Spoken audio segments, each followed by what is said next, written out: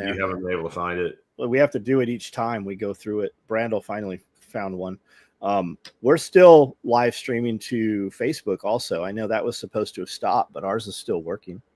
I thought of another place to look for it. It's not there either. I'm going to send them a nastygram. Last time I sent them a nastygram, I got $300 credit on my account. Boy, when I sent them a nastygram, they gave me a canned response and never actually solved my problem. They my initial support ticket, that's what I got. Yeah. I've been paying you guys like pro subscription levels for like 5 years, and your main users of your service are podcasters. That's probably not the people you should shit on, because we all know each other. And I got this long fucking apologetic bullshit, and I got like $300 credit to my account, and then I got $300 credit, but I also got the next year free. That's nice. I'm like, that's spread out over like 2 years now. Yes, StreamYard, I told everybody how to fuck with you. Yes. Don't use AI fucking automated shit for your fucking customer service. Yeah, that's just not. Yeah. Hey, did you try using all of the proper steps to record it? Did you know what I got is you can go to YouTube, because it was one that was not actually when it went down. Yeah. You can go download it off YouTube. And I'm like 48 fucking hours later, I can. That does not help me get my podcast out today. I actually figured out a hack to download it in segments from Twitch right away, and I pieced it back together and I made it work. But did you check your internet connection and reboot your computer? Yeah. Did you hit record? Did you hit record? Were you out of space? I am a fan of AI. I think there's some things it should not do. You know, now when it just does regular like when you have a little chat bot and it basically reads back the FAQ you already read to you, I don't get upset by that, because that's what that's what the people do anyway. Like you can tell they just cut and paste it and stick it in there. Like, okay, I get that. But do you still need an agent? Yes. Otherwise, it would not be here. I had one place one time, I'm trying to get customer support, and that's clearly what they were doing. So I just cut and paste the entire FAQ and put it in the window, and it said, now can we actually talk about my problem? Yeah, there's no more just press 0 to get to a live person. No. I have found a lot of those fucking service lines, though. You call it when you have to call in. It's like, are you wanted this or this or this? If you just start going 0, 0, 0, 0, 0, and you just keep fucking doing it, to where when you let go on your cell phone, you hear it go bam, bam, bam, bam, bam, bam, bam, bam. Eventually, it's like, we're connecting you to someone. Like, it just gives up and like, fuck this. Put them through. So are you guys cold where you're at? It's pretty cold here right now. No, it hit just at freezing yesterday, but it was only down at 32, 31 for like an hour and a half. So all the hoses froze, so I couldn't do the ducks till noon. But other than that, today was like 38, I want to say, was our low overnight. And then we're going back up into the 80s the rest of the week. And then our lows, it's going to be a great time of year, like 78, 80 for your high. Yep. Like 50s for your low. Like that's fuck. I call that Walmart weather, because if I could order that shit in a catalog, that would be every fucking day of my life. Fucking rain on Saturday morning, rain on like Wednesday morning, and be those temperatures and never change, and then life would be good. You need to move for that, Jack. Unfortunately, moving up by you, which there might be some remote property up by you with the Spirigo name on it very, very soon, won't fix that. No, it's cold. I can live like that, but I don't know if I want to live in Ecuador. There's a place in Ecuador called Cuenca, and it's like right on the equator, but it's at like 4,800 feet. And so it's literally like high temperature, 78 degrees, low temperature, 52 degrees, and it rains. Not every day, but the temperature's that way like 365 days a year. It never fucking changes. That's literally where you want to live. It's even though it rains a lot, because of the elevation, it's not humid. Yeah, so, but it's fucking Ecuador. Yeah.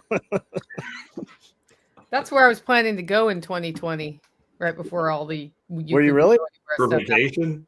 No, I was going to go tour some coffee farms for fun. Okay. Oh yeah, tax deductible vacation. Right, but also content. Yeah. Oh, absolutely. That's how it becomes a legitimate tax deductible vacation. Apparently now I'm going to Crete, though. Crete? Oh, that's right. The Crete trip. Nicole slayed on the barter blanket, man. I did.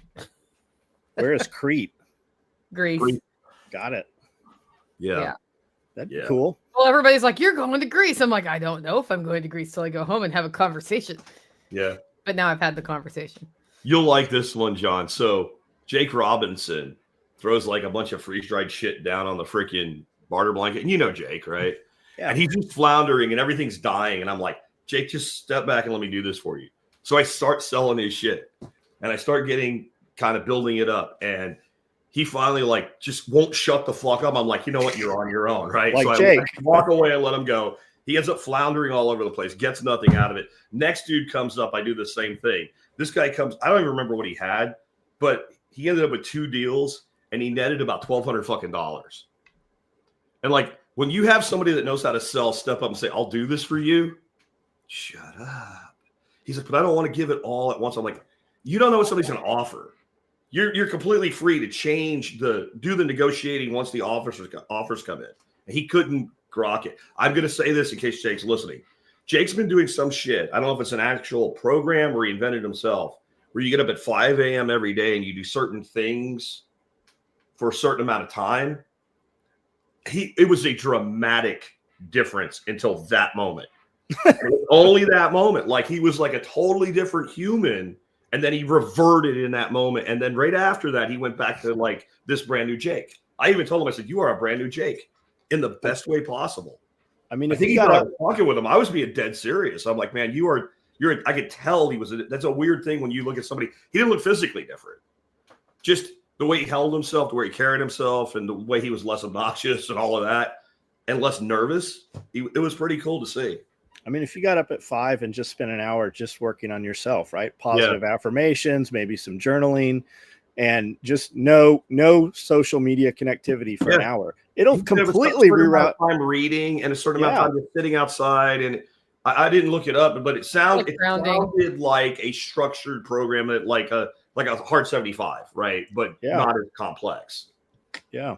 I mean, just before 9 o'clock in the morning, face the sun. Like literally look at the sun for 15 minutes. Just sit there. That's the hardest thing I've ever done, is sit still and do nothing for 15 minutes other than face the sun.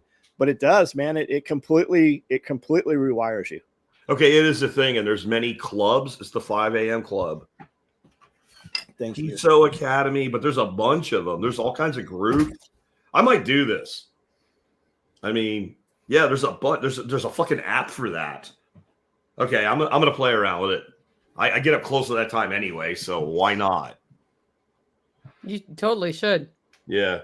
I've already proven I can go on 3 hours of sleep for fucking 7 days. Yeah. How many hours did you get last night, though? Last night? About 8. Yeah. Was it glorious? It was absolutely fucking glorious. Was it everything you thought it could be? I did absolutely nothing, and it was everything I dreamed it could be. Yeah. I actually cleaned up a lot yesterday. Like, all the hooligans left chairs out by the fire. The hooligans. But it was actually great because they were closer to the shed anyway. So I got all the chairs put away. Like, I got to do the coffee pots today, but Andy washed them, so that was great. So like, yeah, I was like, please just wash it out so I don't have mold next year. What I need to do is get all the Dorothy's Christmas shit out of the shed before I put it all back in, because it'll be easier that way. And she's not ready for it in the house. I'll just put it up on the porch, and then she can start building the forest of Dorothy for Christmas. I believe it's about time for her to start the great Christmasing of your home. It's November 11th. Yeah, it is time. And hey, it's Veterans Day. We should recognize that. And generally during a Veterans Day, we're here at my place, you and I and a bunch of other people. But this year we went a week earlier. I think somebody didn't get the memo on that. Hey, if you we're were very clear about your just dates the whole time. Yeah. If we're going to start invoking that movie, we'll just keep breadcrumbing that shit all the way through. I got like a dozen one-liners out of there. Makes sense. John, did you ever do that with an employee? Like it just wasn't making it? What is it you would say that you do here? I don't know what we're talking about. The movie Office Space? Oh, shit, all the time. Yeah, right. Yeah, all the time. That's a perfect line. That completely makes a motherfucker uncomfortable, right? You're like, so, hey, I was reviewing your performance, and I have only one question for you for this performance. What do you exactly do here? What is it that you would say that you do here? Right.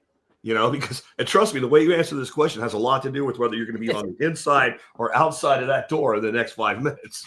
Yep. Have you seen my stapler? Yeah.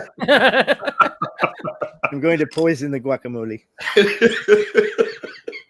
We just give them an old photocopy machine and see what they do with that. Oh, we had the printer. We did. It melted down the day that everybody started showing up, writing like extra fucking forms and shit. And yeah, I'm like, everybody's walking around. PC load letter. What the fuck does that mean? Like 2 cover sheets on my TPS report.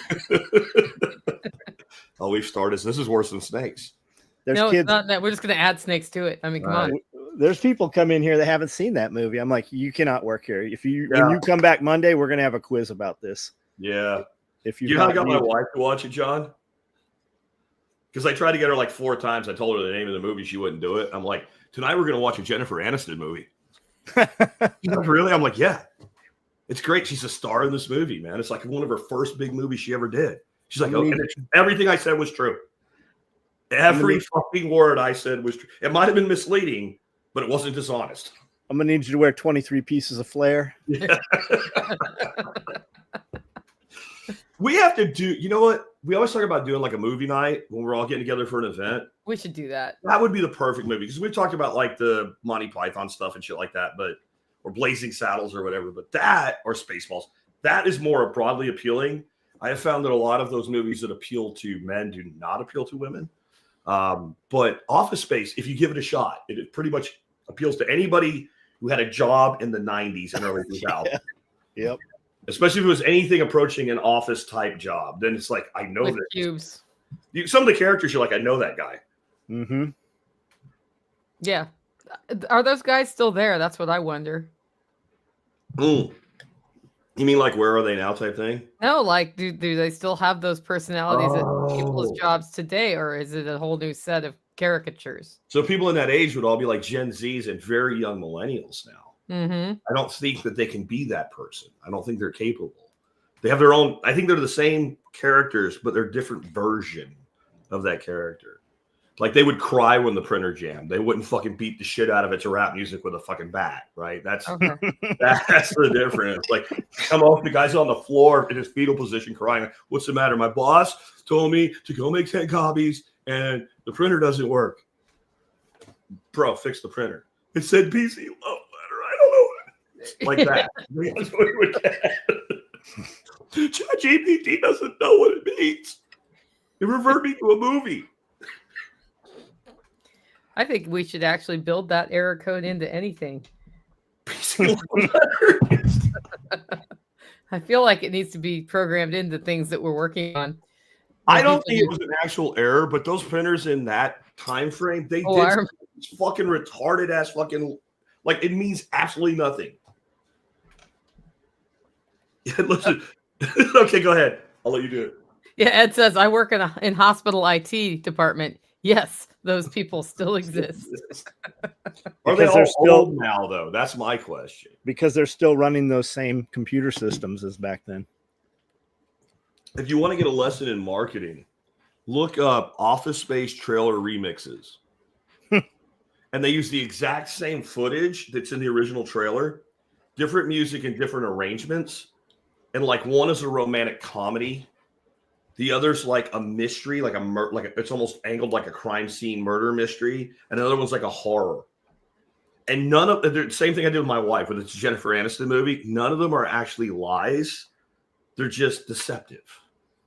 Because you actually, everything in it, like in the crime scene one, when the Bobs are sitting at the table, like questioning Milton and shit. And what's his name? Samosky, the guy that invented the jump to conclusions game. They look like cops, and they just angle it like they're cops in an interrogation room and shit.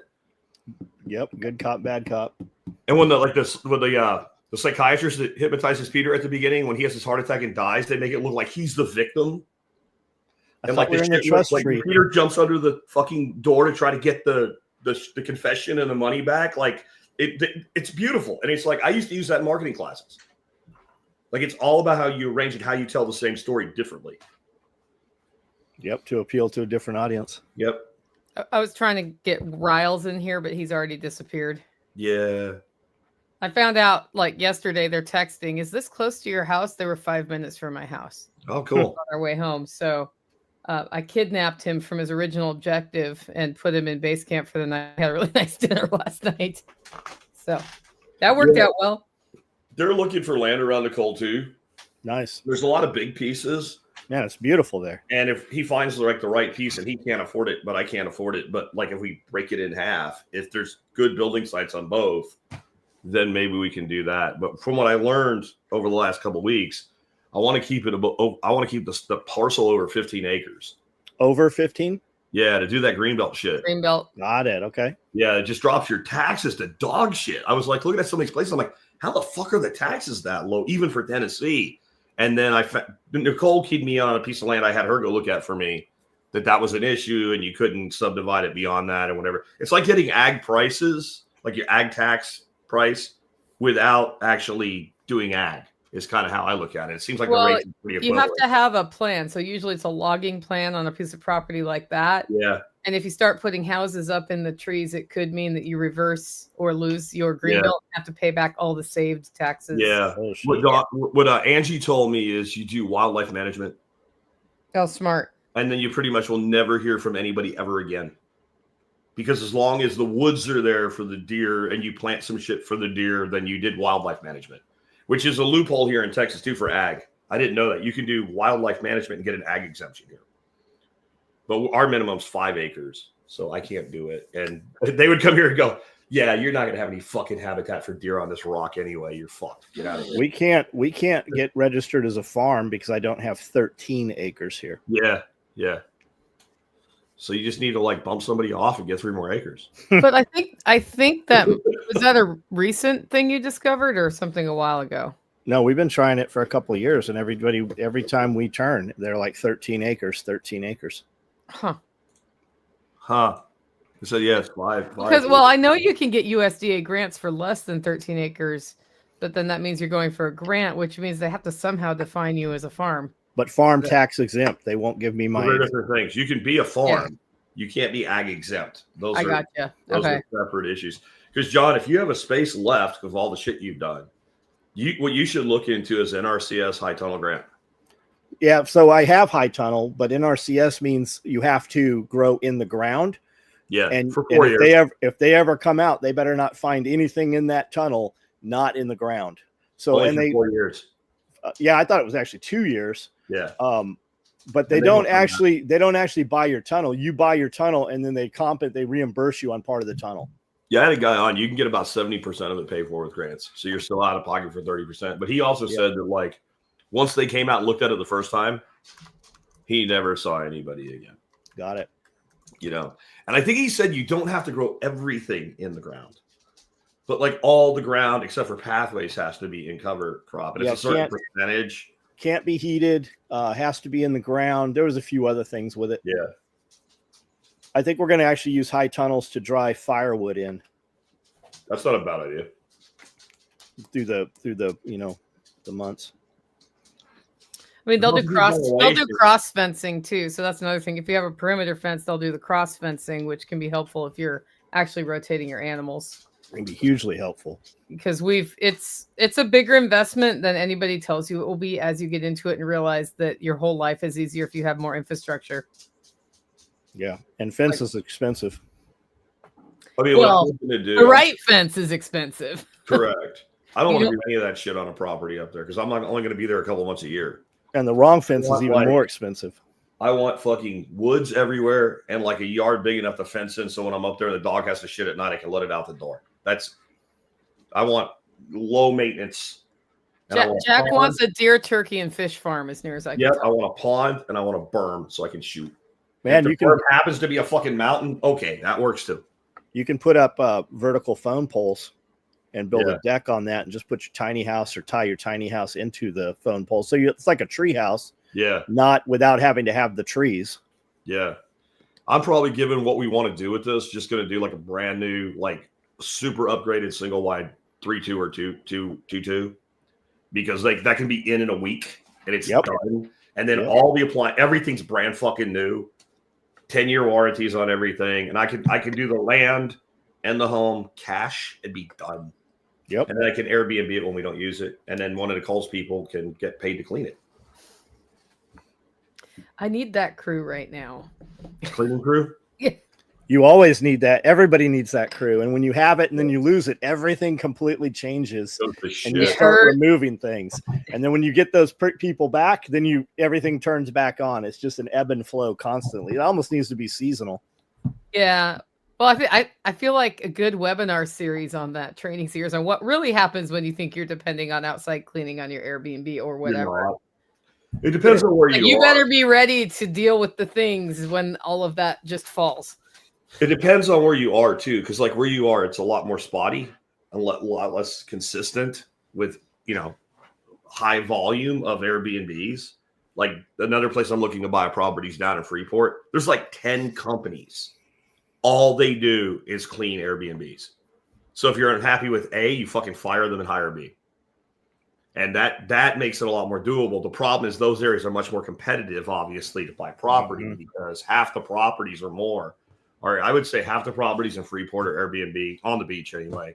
Up in Broken Bow, I don't think anybody that works in Broken Bow lives in Broken Bow anymore. I mean, Airbnb, I hate it, but Airbnb has fucking just wrecked that place. You can't afford a place. Subdivisions are built to be Airbnb cabins. I mean, literally, like from the beginning, they're like they design it, like lay it out for Airbnb cabins. We've got resorts here, like a day spa kind of thing in the woods. And that's what they've done. It's all just beautiful little tiny houses, and it's all Airbnb tiny houses. Yeah, there could be some. Houses too. They'll have a chef in there and farm to fork and a massive kitchen, and it's gonna walk so he's cold. Yeah, well, movement does help with that problem. It takes you back to being in the army, and you fall out for PT in the morning. And it's a fucking cold ass day. It's the only day everybody's like, let's get going. Let's do some fucking push-ups. Let's fucking run, yeah. And that's when they make you just stand around for like half an hour before you start. And the more you bitch, the longer you're going to stand and do nothing. So shut up. Yep. This jacket might not be enough in North Carolina. Well, layers, my friend. It's actually amazing how much just movement can make it so you don't need a lot of clothing in those things. The UPS guy came up our hill yesterday, and John knows it was below freezing here yesterday, and it was snowing. Short suit, t-shirt, and that's because he's running from the truck all day. Did you guys have ice on the ground yesterday? Not really. It snowed but didn't stick. There was some iciness this morning, but it was snowing here yesterday morning, but nothing. It was just in the air as we're driving. But we got frozen water this morning. We're at 28. Oh, no. Yeah. You mean animal water, not your water. Yeah. No, frozen animal water. Like, really? We're about to switch. It's a couple more. We've got a few more weeks, and then we'll switch everything over to rubber water bowls from Waterers. Yeah, we've done that transition now. I still need to cut all my tomato vines off the side of my house, and I've still got tomatoes out here. Well, maybe not now, but we had a ton of those purple tomatoes that you planted out there that Carrie put in. And those tomatoes, the only tomatoes we had here, I think all came from you this year. And we've still got great looking, just beautiful, colorful tomatoes out there. And then my guy ran through there, Steve, and picked, I think about 200 jalapenos yesterday morning, just stripped them off. And then all the figs are now in the row house. And they're still growing. We still have fruit on the figs. Nice. Yeah, those tomatoes were started with active living microbiology, and they did way better here this year too, because I did it from the moment the seed germinated very carefully last year. The color, I don't know what they are. We've got something that's just super, super bright orange with white stripes in it. They're just beautiful. And then those purple ones are super pretty too. That's Brad's atomic grape, and then it's probably the black strawberry that are the little purple, right? Yeah. They're real nice. Grape are fucking bulletproof. Even when they get blight, they just keep fucking growing. They outgrow the blight. We haven't had any tomatoes to speak of for the last 3 years, but these did incredible. My asshole chickens fucked my garden up this year. Emu. Man, we put in this pergola because I wanted to do mini pumpkins trellised up, and we got sweet potatoes in there, and then I had a bunch of watermelons, and they were doing great, man. I had all these little baby watermelons. I'm like, I might actually get a watermelon this year, and went out there one morning and they had scalped all the water. They ate the vine. They ate everything. It was like the bed had just been completely raked flat. They ate everything in the matter of like 6 hours, just gone, scalped 3 beds. So you grew it where they could get to it though. Well, when I put it in, we didn't have them out there. Oh, okay. And it wasn't an issue. I've got the fix for it now. Now we're just putting in Sally ports. Okay. So when you come in the gravel, there's a double gate there. So yeah, but they do, man. They'll find something they like and they will just eat all of it. How aggressive are they? Especially like when somebody visits? Not at all, man. They're super curious. Like I would let kids out there with them. Okay. They love, it's like the opening scene from Jurassic Park when they come across the hill and see all the little dinos running. Yeah. Because they follow you. When we come on the property through the gates, they chase the trucks. And then when you're out there on a 4-wheeler, and Brandel is scared to death of big birds like that. And they come around and they're messing with the camera and they're pulling stuff out of his pockets, and they're not at all aggressive, at least because I have 2 males. If we introduce a female, that might change. That might change. Yeah. I guess I saw the video with that guy, Randall, you just talked about, because he seemed like he was scared of it. So I thought, he was scared to death of it. So they're kind of like turkeys. Like when I have turkeys here, they just kind of follow you around. They're like, what are you doing? And the turkeys I have 9 Royal Palms, the big white ones out here. Yeah. And they're more probably aggressive than the emus are. The emus just step on the turkeys and kind of kick them out of the way. Yeah. But those turkeys, because everything, as soon as you come through the gate, everything wants fed and hasn't been fed for the morning. So everybody's there waiting for you. You have one of those things like where you do the drive-through and you can see all the animals, but all the animals are at the gate because they sell you a little cup of corn for like $10 so you can feed them. And as soon as you open the fucking window, heads are coming through the fucking window and shit. Kids are screaming. So we went to, there's right about an hour from here, there's the drive-through zoo in Alamo, Tennessee. And I thought it was just going to be a tourist trap. Man, we had a blast there. They sell you the sweet feed. And the trick to those is you bring your own thing of sweet feed with you. Yeah. But as soon as you come through the cattle guard, there's like 3 or 4 zebras sitting there. And Amanda immediately rolls the window down and holds the bucket. And the zebra looks, grabs a bucket, throws it on the ground, and doesn't even eat it. Looks back at Amanda like, what are you going to do? I'm like, you better get out and get that bucket. And when you look around, there's like 50 buckets there. That's their stick right there. So that's just his deal. And they're like, I'm full. I already extorted enough food. They're like, feed. They're like, feed. You can feed the animals. Don't touch them. I touched every animal they had. I was out messing with them, and it was a blast, man. And somehow you didn't make the 6 o'clock news. Nope. Yeah, they had all kinds of stuff out there. It was so fun.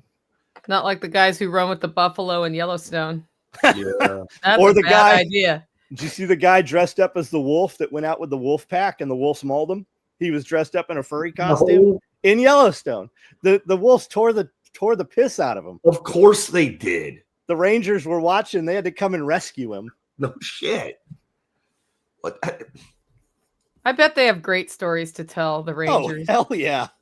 All the national parks. Episode where Homer dresses up in a panda suit and goes into panda thing and panda things happen. That's cartoonish level stupid. Yep. Fuck. How? The limits or the lack of limits to man's stupidity never ceases to amaze me. Like, did you think this was going to go well? You're like, I got an idea. And where was does this guy have no friends to be like, bro, listen. Remember back, it was either late 80s or early 90s where the dude strapped 1,000 fucking helium balloons to a chair. Yep. And his method of getting down was he took a fucking pellet pistol with him. And he thought, I'll just shoot a couple balloons and I'll come down. And he ended up 10,000 fucking feet. He couldn't get, I don't know how far that guy went. I think he lived. Sorry, I have a distraction being handed to me. Right. Look who survived, John. She was on the fence last month. That is a good-looking kitten. Tactical just spent 45 minutes looking for her. That's going to be the biggest, since you bottle kittened her and saved her, she's going to be the biggest love cat ever. She is. Right now, she's the biggest play cat, and she has the biggest belly. Yeah. We have 12 kittens here around the property, but they're all males. We don't have any females here. That's probably good because it'll prevent more cats. Somebody just posted on my county group, hey, it seems like there's so many dogs and cats strays just dropped off here and not taken care of. I don't know. It's like, since I've been here, it's been the worst problem. I'm like, well, when I moved here, there was a privately run nonprofit that gave you a free voucher to spay or neuter your animal. And at that time, it was not as bad. Yeah. Related? Probably. Well, as money gets tighter, people dump animals. Yeah. It'll be kids next. Well, it always. I mean, if you look around, like through history, it always is children are after animals. I was just saying, we're going to go back to like the late 1800s, early 1900s, where there were like orphanages fucking everywhere and shit. And have you ever noticed how many orphan hero stories there were that came out of like just past that era? Like, yeah, I mean, and shit like that. They were eating kids. They would swap children, and they would eat kids. If you look all through like Holodomor and stuff, for instance, there was always stories of that. But it always starts with animals. And in this county, the shelter's full. They won't even take cats. Like you can't even drop a cat off there. I read an article one time about this organization that was like owning all these city parks where the cats are a problem, and they'd come up with some sort of drug that sterilized them. Yep. I think it only sterilized like the females, or it only sterilized the males or something, but they would just put out food for a certain amount of time, and the breeding population just would, like, the cats are still there, but they stopped making more cats. Yeah, they would trap them and then fix them also. There was a lot of that. Yeah. It's a thing. They were calling for more money to go to the shelter to solve this problem, and I'm like, that's not what solves the problem, really. Preventing the unwanted reproduction of many, many animals does. Yeah, Tori, in addition to that, like, it was illegal for a woman to be single. So when the father died, a lot of times they would take those kids and put them in homes also. And then a lot of times you hear asylums, like we know that all through history, but a lot of them, there was poorhouses right next to the asylums that were actually a mirror, and some of them were part of the asylums. Yeah. But it was illegal to be homeless. It was illegal to be unemployed. It was illegal to be a single mother. And you had a lot of that. And a lot of those places ran. The real decline of those big facilities like that was when they had to start paying the inmates, whether they were called inmates or residents or whatever. But when they started having to pay them, those places could no longer exist. Like they fed themselves. They had their own fire stations. They had their own power generating facilities. They were massive. A lot of them were thousands of acres. Yeah. And then Nancy Reagan's pet project was release them, and put them back in the population. But there never was any, when they opened the gates, those people never had any homes to go to. And now when you look at the homeless population and you see the truly crazy people, there just is no more facilities for them.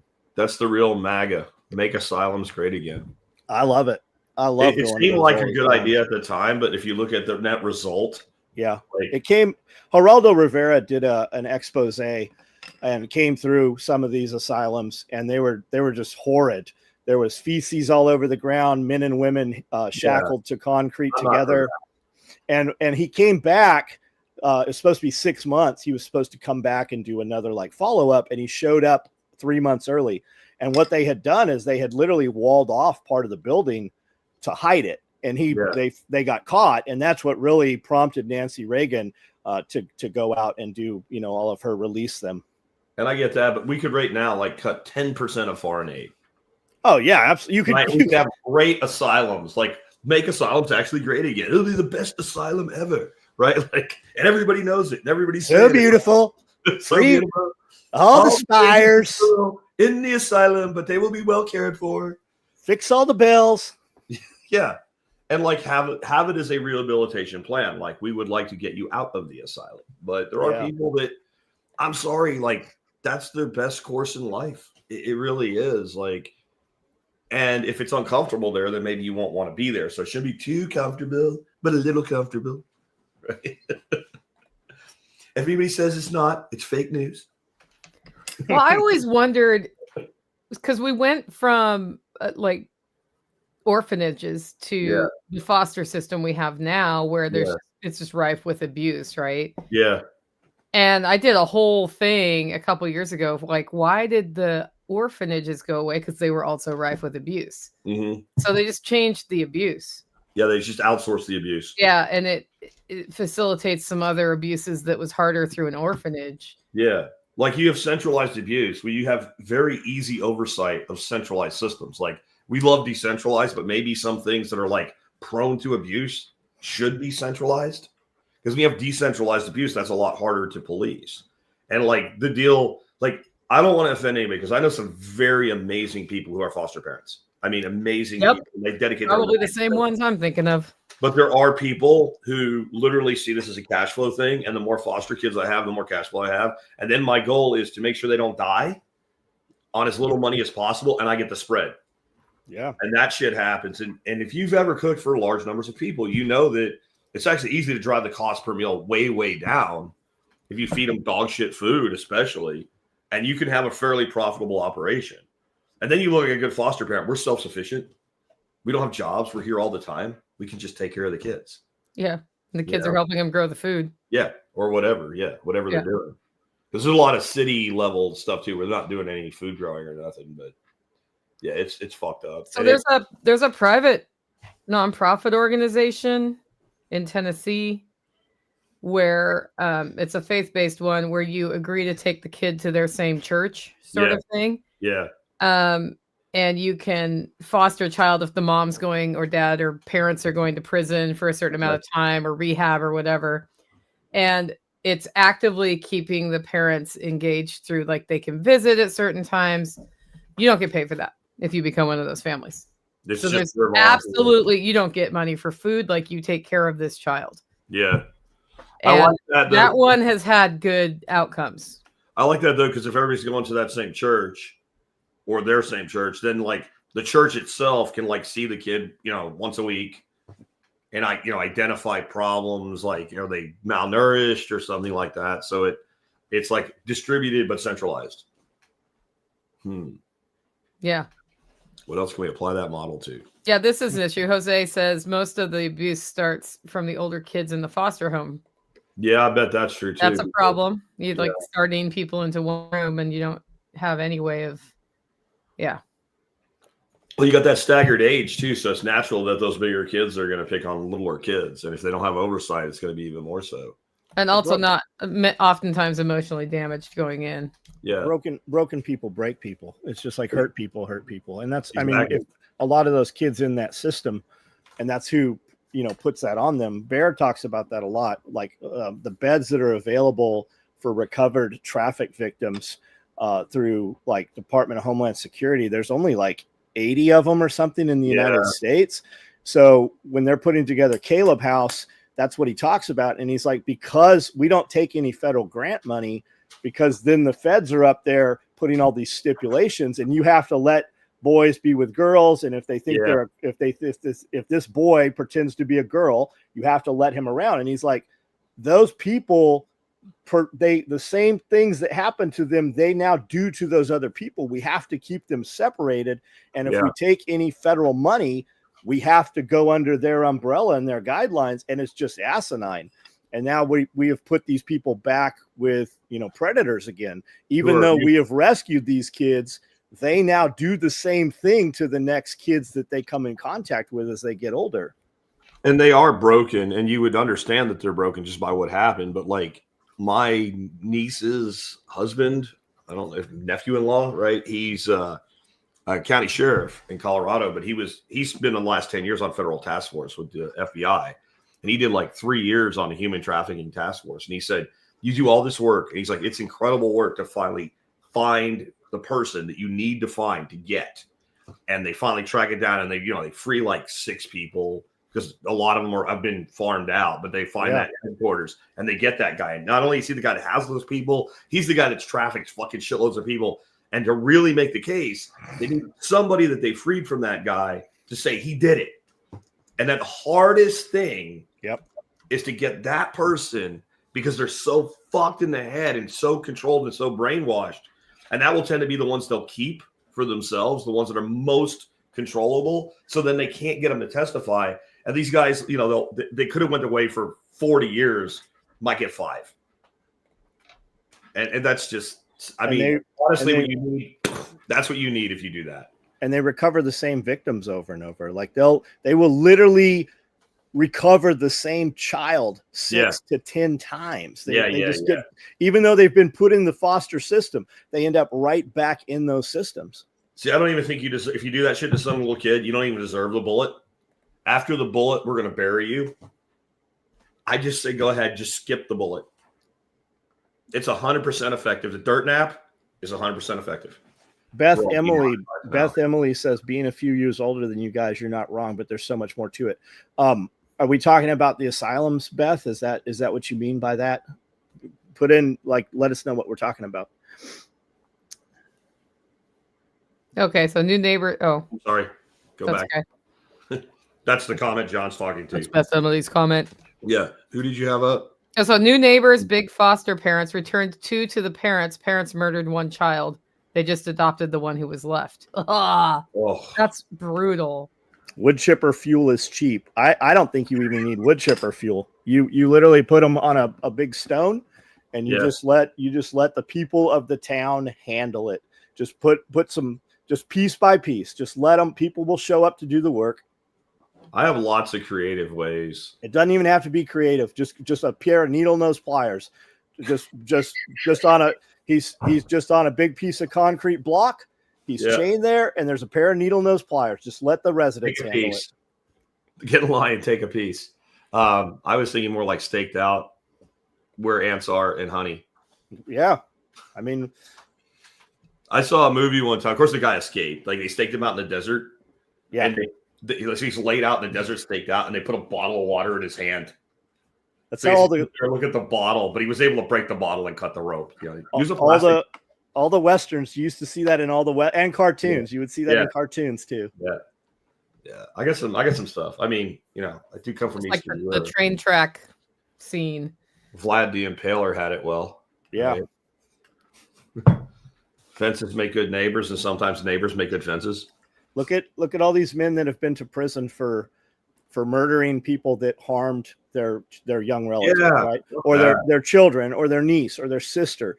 Why are we not making those guys heroes? Like those guys, not happening. Like the Alaskan Avenger guy. That dude never should have been in prison. He's got like, there's a few of them dudes that have massive YouTube channels right now talking about that stuff. Yeah, if I'm on that jury will be hung for a year. Look at this dude. There was, I believe it was a sheriff that had some contact with his 9-year-old daughter. And then he was in the house. Dad found the dude. The dude actually had abducted the daughter a second time. He chases him down and kills him in the truck. And he is now on trial. And I was listening to there's so much stuff that they are not letting in the trial that shows that this dude was bad. How about the sheriff? How about the sheriff that walked in? The sheriff that walked in and shot the judge, right? And the judge was having all these girls from jail, and he was using them in a prostitution ring. Yes, that like shit. Why is that dude even on trial? Like why is there not 1,000 people at that courthouse, like just ready to dismantle that entire system in that local town right there? That's Matiga, make trebuchets great again. Love it. Just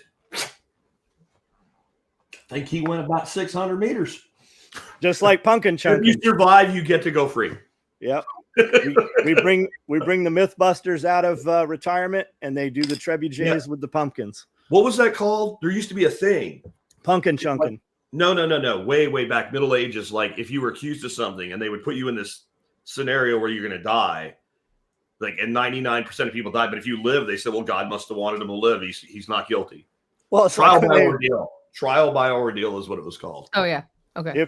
If she survives, she was a witch. If she floats, and drowns, if she drowns, she wasn't a witch. Yeah. Whoops. A duck floats. That's exactly where Small rock. Then we got other breadcrumbs, right? Small rock. What? Who are you that you are so wise in the ways of science? That sheriff is running for office of that time. The one that shot the judge. Oh, the one that shot the judge. Okay. Yeah. Okay, so the judge isn't running for sheriff. The sheriff's running for. Okay, I got you. Yeah. Good. He's got my. Where do I make a campaign contribution? Because that motherfucker needed shooting. Like, if anybody needed shooting, he needed shooting. There are people that disappear in Alaska. There are people that disappear everywhere. The beauty of Alaska, though, is when somebody disappears, people are like, well, like, you know, if you find a little Woolrich and some bear scat, that must have been him. Like, there's so many ways you can legitimately disappear without somebody doing something to you that it's a little bit easier to say, I don't know. Maybe he fell down a cliff. Maybe he got kicked in the ass. I don't know. Maybe a bear ate him. I don't know. I mean, shit happens. There's a lot of fuckery goes on in Alaska, by the way, Nicole. I'm not surprised to hear like, that. I don't mean illegal. I just mean like rowdiness, because you have like this huge time where it's all dark out.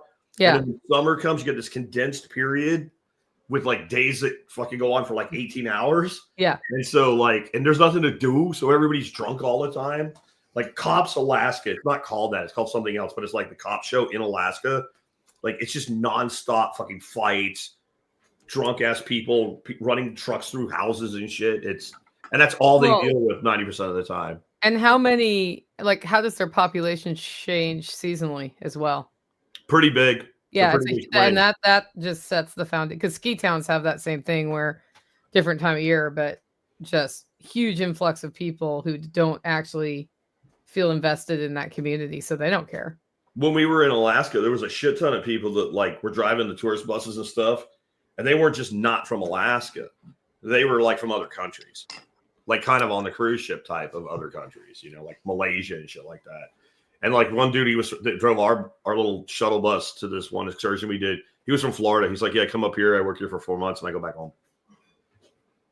Wilderness. It's funny because the unemployment rate's very high in Alaska. Wilderness says there's people that disappear in Alaska. We have people that disappear here in Benton County.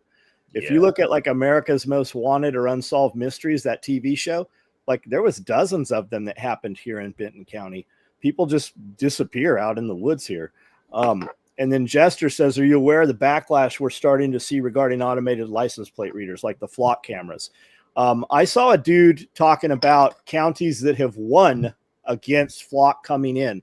Apparently Sedona, Arizona right now is huge with flock cameras, but a lot of the surrounding areas like Chandler and such, they have kept the flock cameras out. You are seeing people cutting them down. You're seeing videos on how much copper is inside them.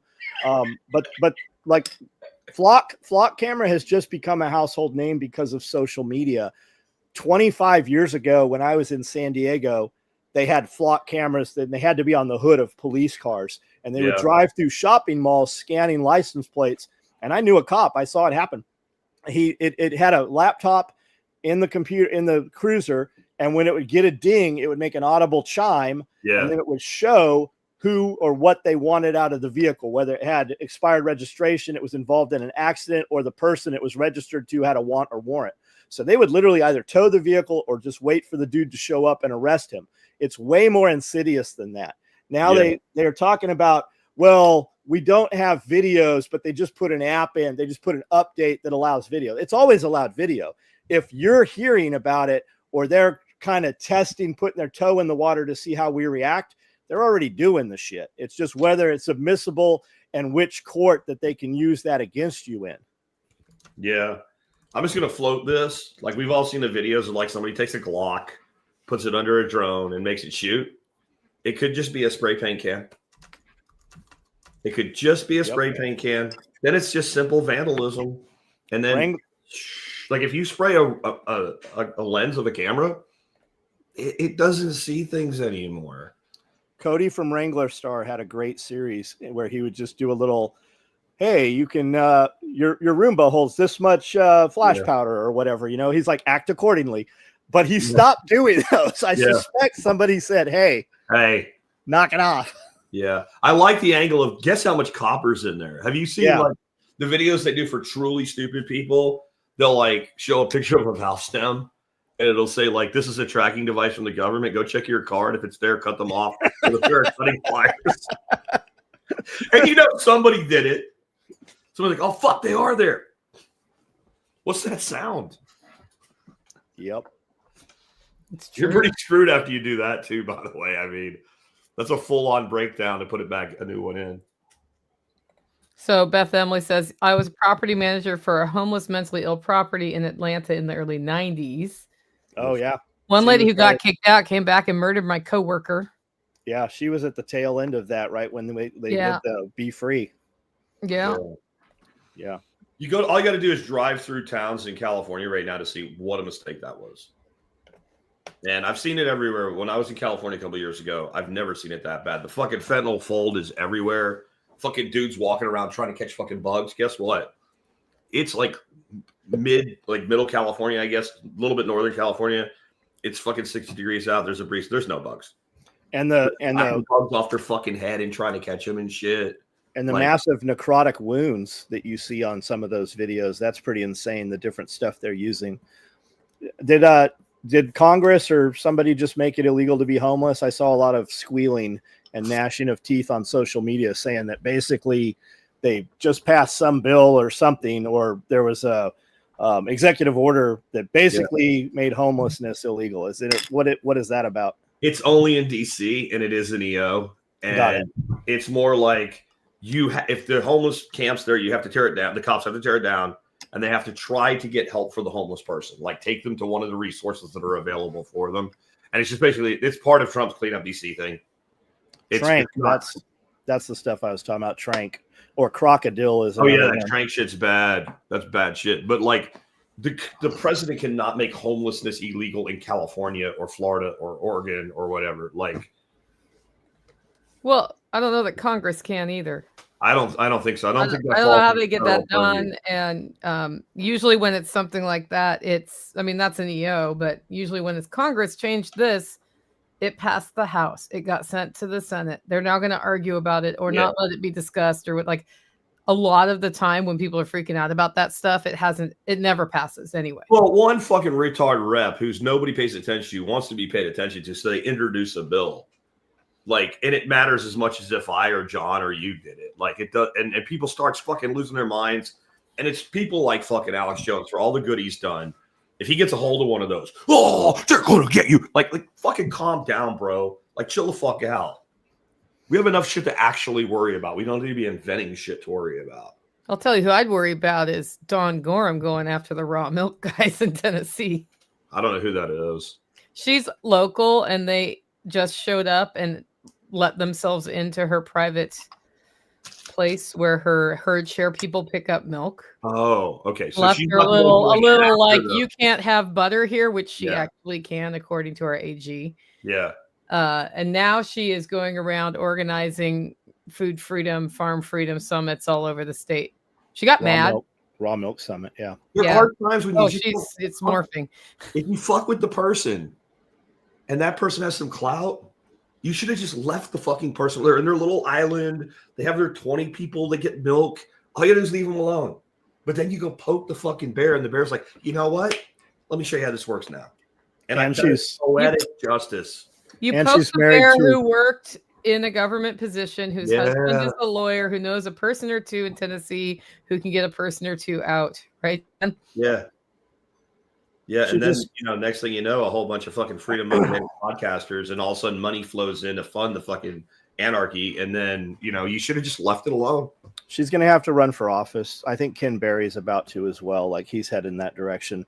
But I went to a keep chicken thing. They were going after chickens in Dixon, which is the big county next to us, and I just went to support and see what was happening, and there was probably 10 ladies that had little, speeches that were written out. They were reading, and they were allotted, I think 5 minutes apiece, and they were cutting them off at like 1 minute. And he heard 5-6 people speak, and they hit the gavel and adjourned the meeting, kicked us all out, and then had their meeting. And every time they were talking, this motherfucker, he just looked at you like you were a damn cockroach. Like he hated these people. And that dude, like when you search mayor of Dixon, Tennessee, every article that comes up is just corruption, and nobody runs against him, and he runs opposed, and just like he's been the mayor there for a decade or more, for a very long time.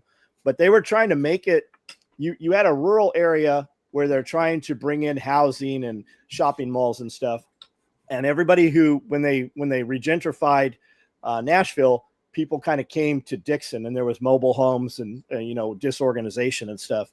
But they're trying to make it that you cannot have animals if you have a neighbor that's more than 1,000, if you have animals, your neighbor has to be more than 1,000 feet from your back fence. And they have people who have literally horse farms that have come in now and put these stacking packs, these tall, skinny houses next to them. And they want to push all those animals out of there, even though those people have owned those properties for 50, 60 years. Yeah. But it was over the chickens is what they were. That was the guys. We have it happening here, even in Benton County. We've got it happening.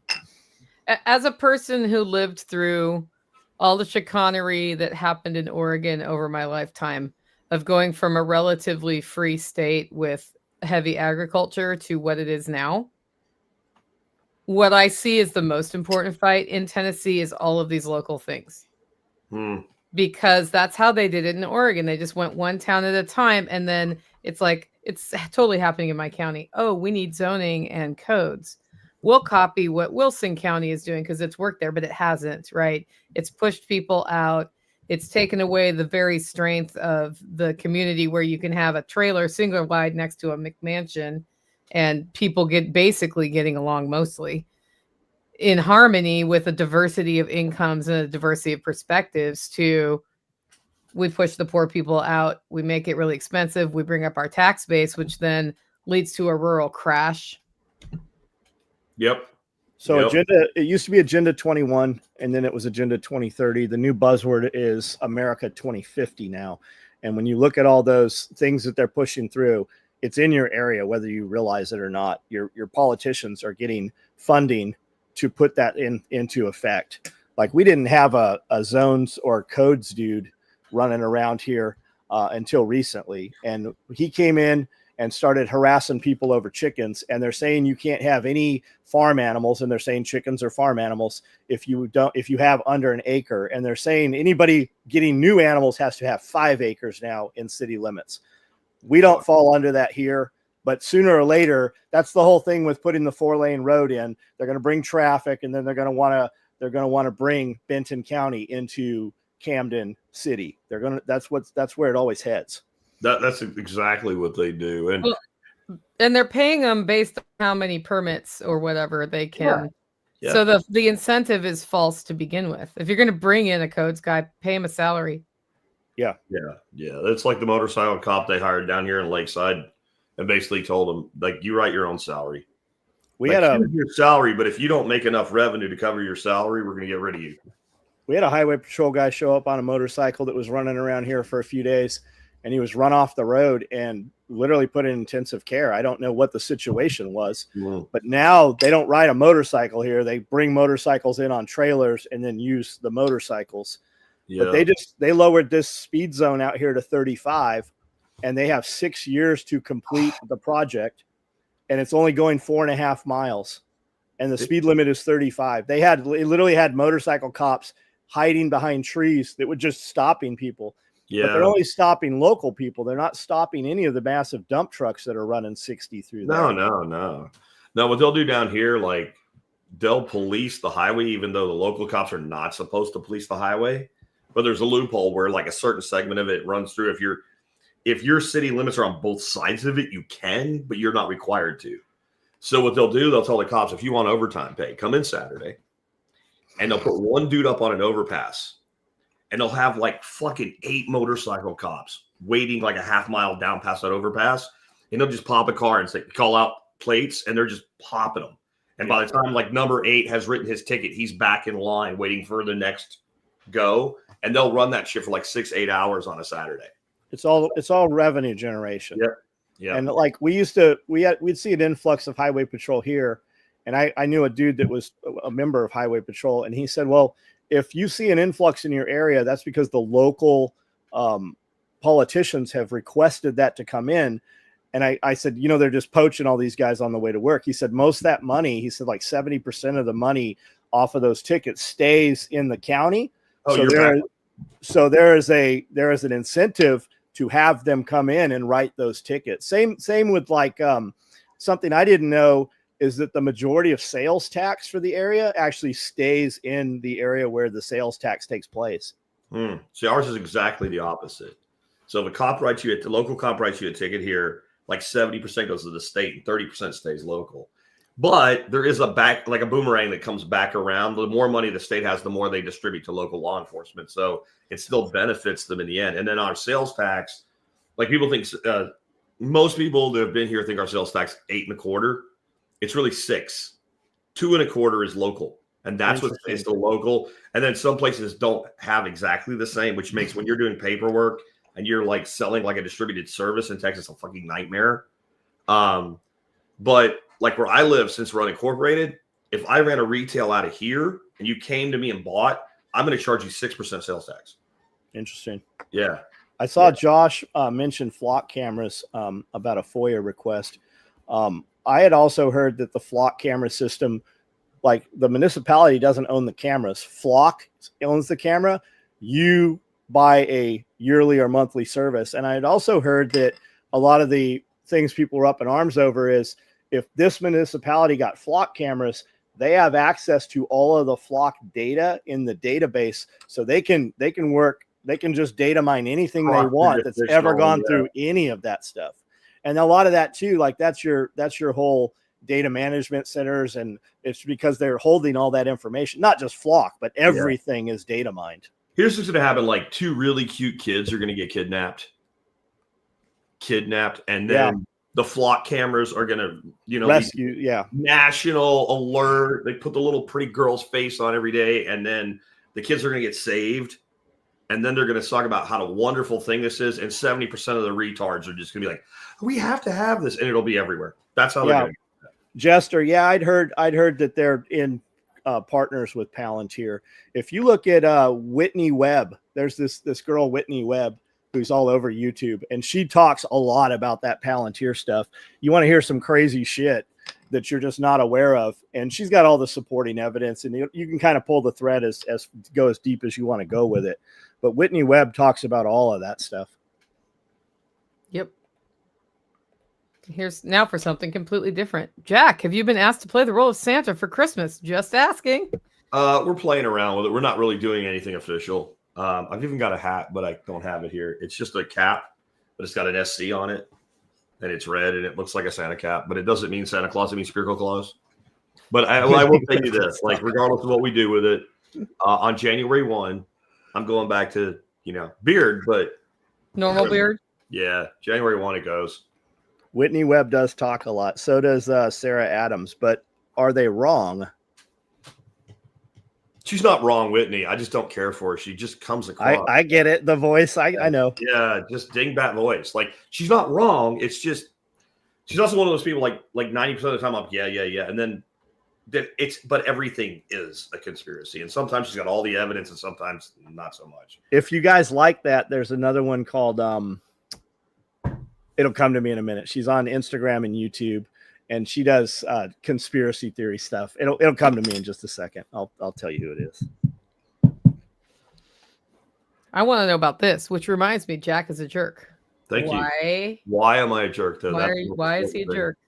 Because I like being a jerk, but I like to know why I'm a jerk because that's my payday. Mm-hmm. I just got one from he's on our stream sometimes, Top Cone. They had to evacuate. There was a plane that crashed like literally in his backyard and lit the whole fucking forest on fire. And he sent me a picture and like it looks like a sunset, but it's fire raging coming over the mountains, and they had to bail out. So they had all their bug out bags, all their documentation, all that shit ready to go. Yeah, that's not one you necessarily write on your most likely to happen crises, but yeah, it can't happen. I mean, Amanda says Tiffany the truther, John. I don't know if that's who you're trying to think of. Yeah, no, I like her too. No, there's another one. She's got a super soft voice, real easy to listen to. She puts the package together real well. Okay. Yeah. But like forest fires, yes, really graceful. Really graceful is her name.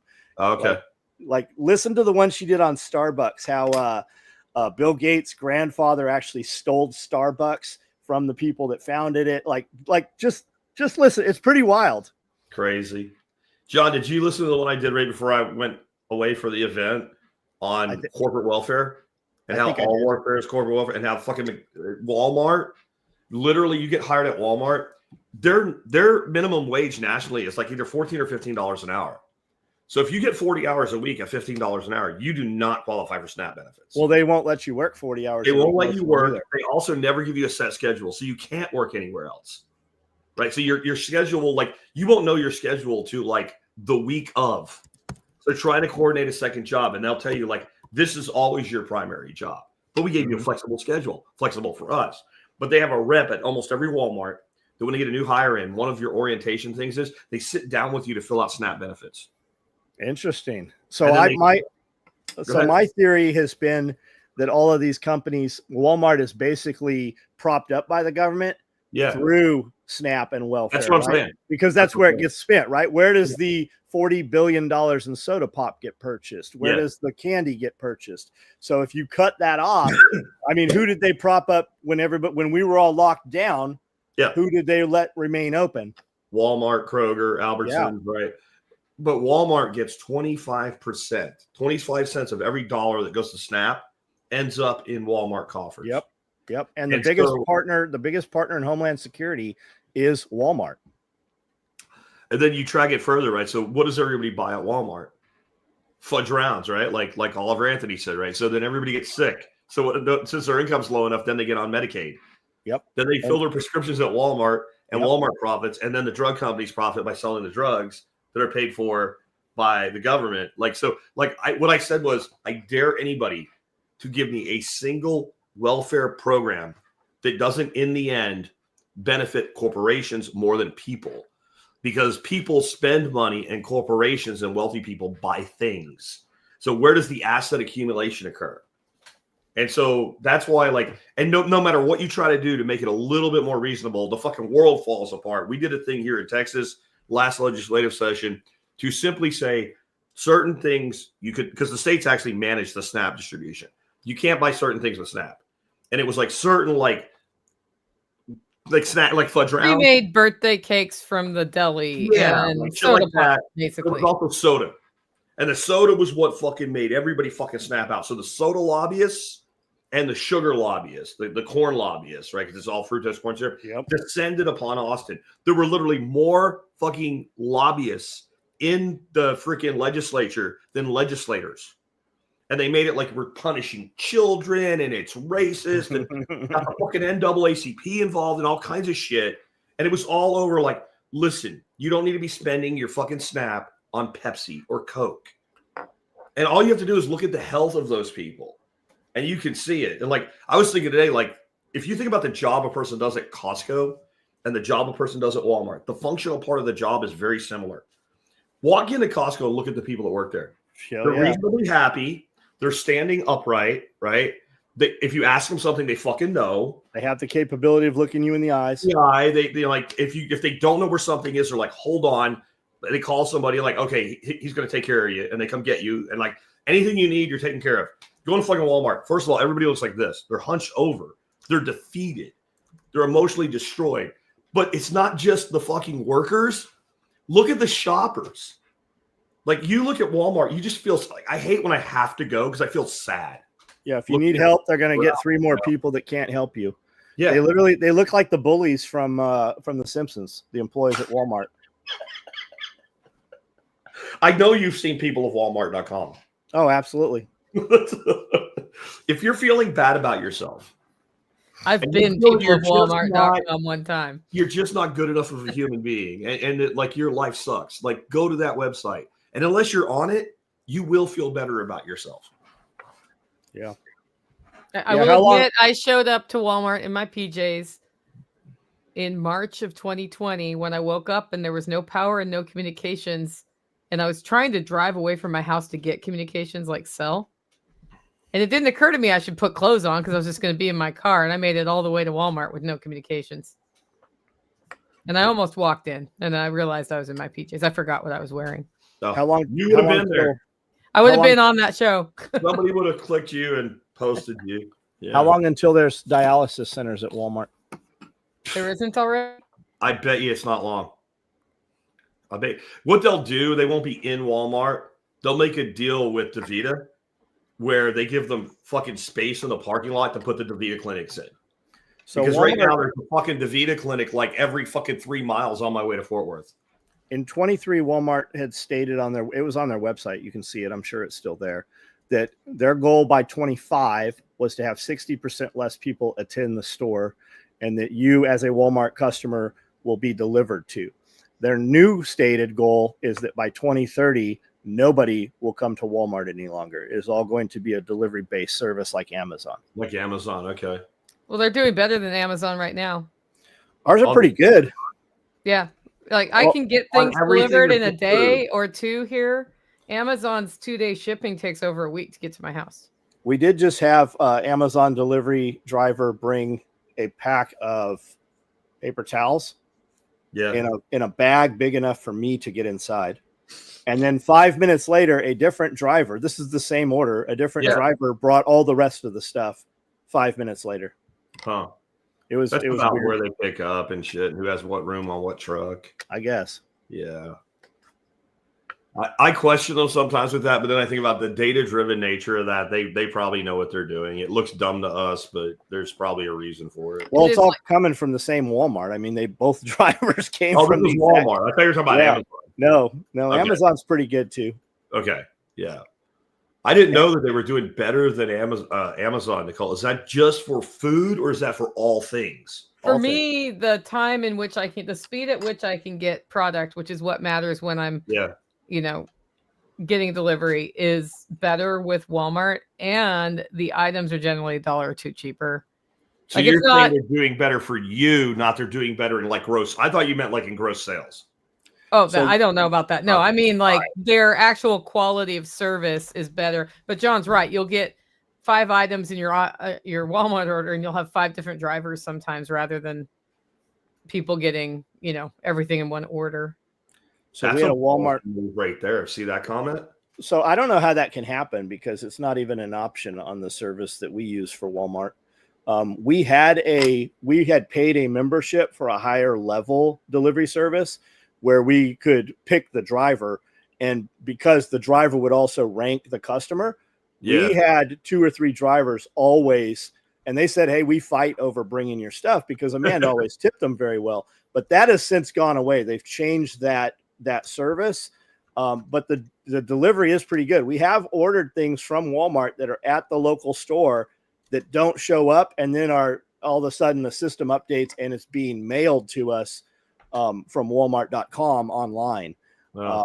But there's a ton of stuff Walmart doesn't have. But Walmart is trying to compete with Amazon. Like, you go on there, they've got gold and silver and a lot of the Amazon type things that Walmart does not carry are definitely on there. That's all good and well, but like there's certain things I do not want to order online. For sure. I don't want to order meat online. Absolutely. I want to look. I don't care if it's a primal or an individual cut. I want to see it before I order it. Produce, I don't want to order online. Like I don't want to order it from Walmart anyways. Yeah, I agree, but I'm just saying I don't care who it is. Like, I don't really want to buy it online. I want to be able to look at it, touch it, smell it, feel it, like know it's good. Because I don't trust the fucking minimum wage slave that's going to like decide what fucking watermelon I get or whatever. Yeah, and I mean, and you're at the discretion of the driver, right? I liked when we could have when we would pay a higher dollar amount subscription and get a better driver. Now, when you order apples, you're beholden to whoever picks the apples, for instance. Yeah, that's Instacart, I think, is how you do the other, where you have a relationship with the driver. Yeah, ours went away out here. Yeah. We do have personal shoppers. I think Kroger has that, where you can pick the person and they do everything. They pick your shit and they bring it to you. But yeah, I don't need that much service in my life. I'm still waiting for our robo drones, right?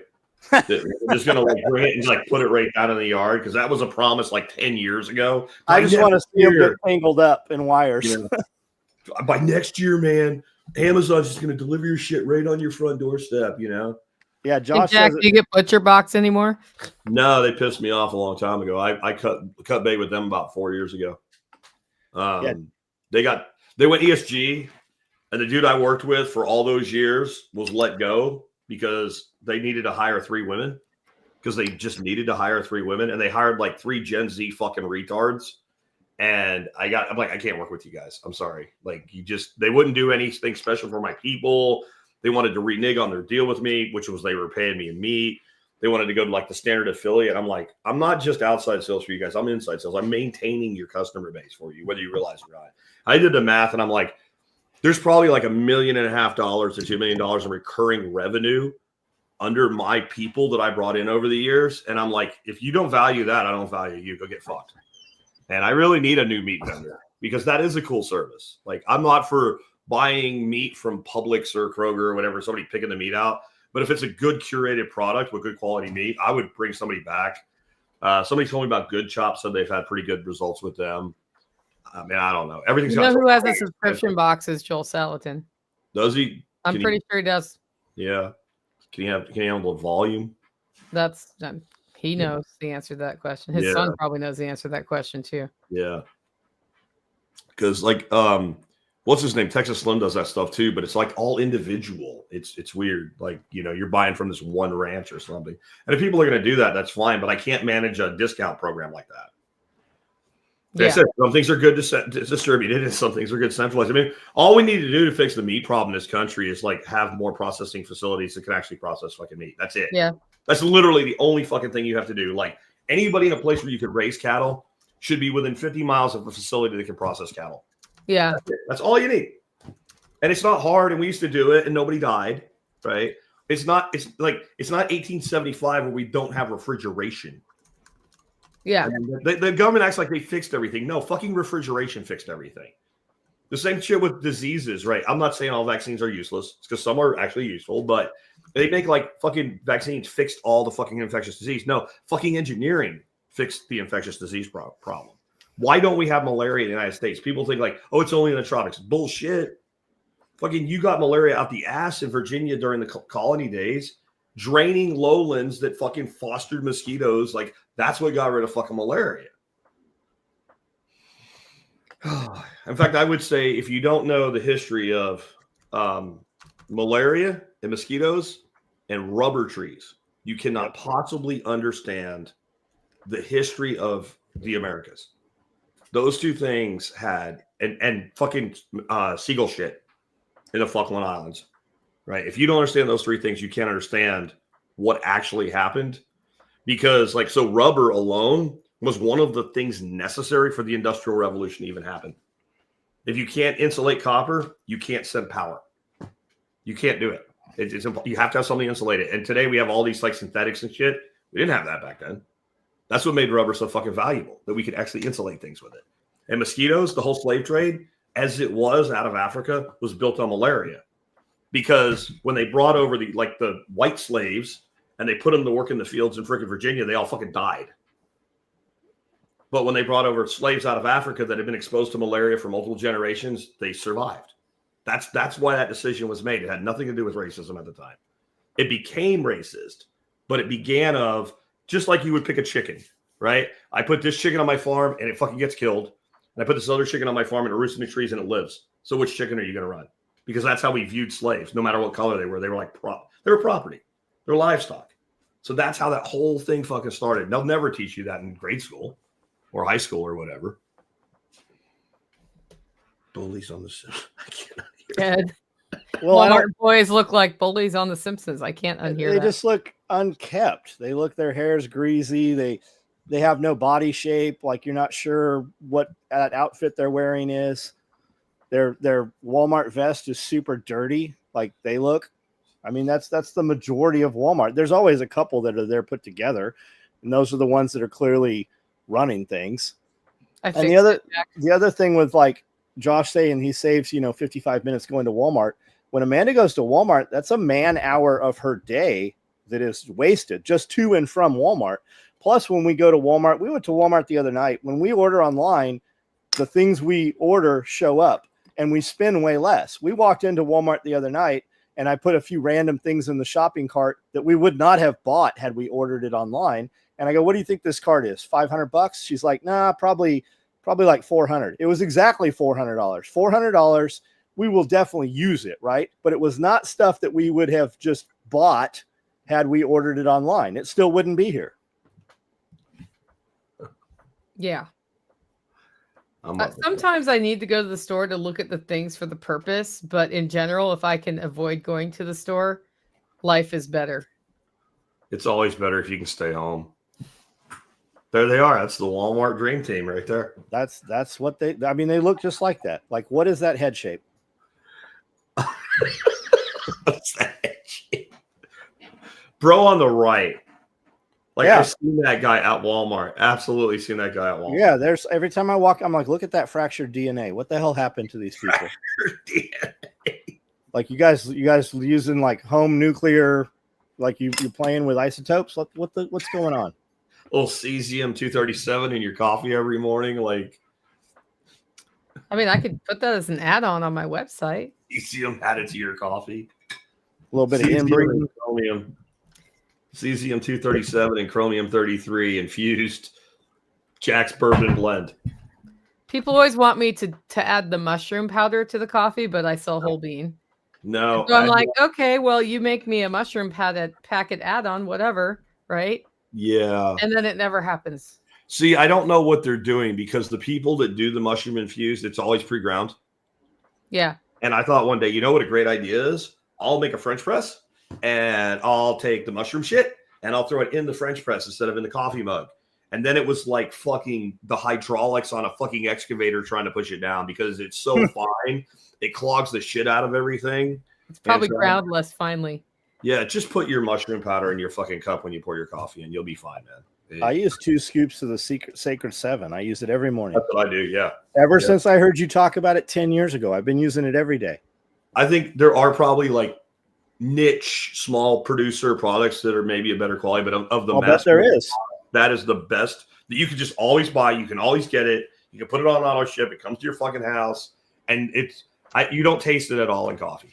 There's nothing. All you notice is there's a pretty good residue in the bottom of the cup when you're done. That's it. Yep. And I always swirl that and take it like a shot. It's not very good, but it's gone. I agree. I'll tell you, the people who made the best mushroom additive I've ever had are Toby and Ani, who are like those two who play guitar at your.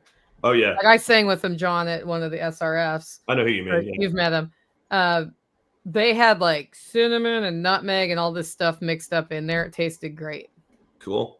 But they don't make that commercially. They just were like, "Hey, Nicole, try this in your coffee." I'm like, that one would be a good one to add to your coffee from a flavor standpoint. Yeah. I like the cinnamon and shit. That's cool. Yeah. That would be good like a chai too, like because it would just add to the whole thing. I don't use the mushroom powder. You could start right there. I don't use the mushroom as a drink. I just put it in something that I'm drinking. Yeah. Don't go to the store hungry. You'll spend more. Ask me how I know, and ask Jack how he has 5 tiramisus in his fridge. Yeah, and there's still 4 of them. And I didn't give those away. I didn't eat the other one. It wasn't me. I also didn't know that's what it fucking was. I just thought it was like some kind of parfait thing or something. You should have told me that. Fuck. Coffee infused. That's a weak link for me in the world. Like that's one of those things. Like you put like 10 different cakes in front of me. I'm like, fuck that shit. I don't eat that shit. It's garbage. And then you put one of those in front of me. If it's good, that's the bait. Oh yeah, that's the bait. And I'm gonna fucking be like a big old fucking bass, and I'm gonna take the hook. Like that's freaking soaked lady fingers and the layers, and yeah, that's delicious.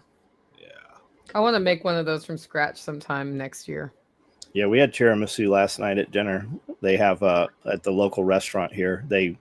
On Monday they do like Italian food, and the tiramisu they have is incredible. She brings it in from somewhere. They're not making it scratch, but it's very, very good. Good, okay. Because I've had it good and have had it like yeah. No, this is very good.